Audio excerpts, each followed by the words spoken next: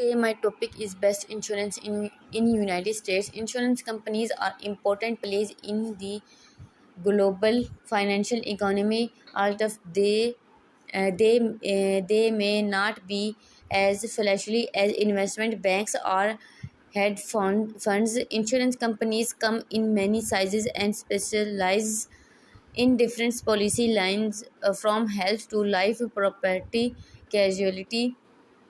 Market capitalization or market cap is the value of company's outstanding share. Some insurance companies are mutually owned, in which the policy holders are the owners. When ranking insurance companies, it's important to categorize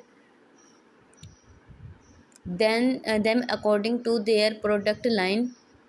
First, largest insurance company by market capitalization. Market capitalization or market cap is the total value of company's stock and is the calculated by multiplying the number of outstanding shares by the current share price.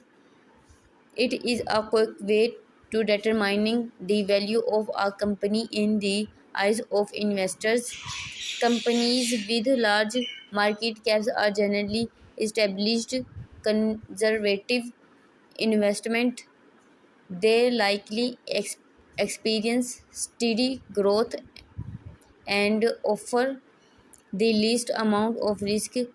Mid cap companies are also established but have high growth potential. Lastly, small cap companies are often new companies with high growth potential. Investment in these companies poses the greatest risk because they are more vulnerable to economic downturns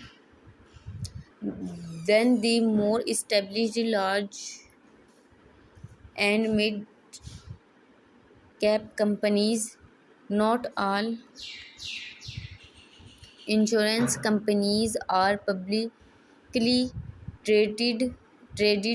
In fact, many insurance are structured or mutual companies where policy holders of participating policies are essentially partial owners of the company. The mutual company model for an insurance company dates back hundreds of years, and there are certain benefits conferred on policy holders that do not exist with policy traded stock company insurance.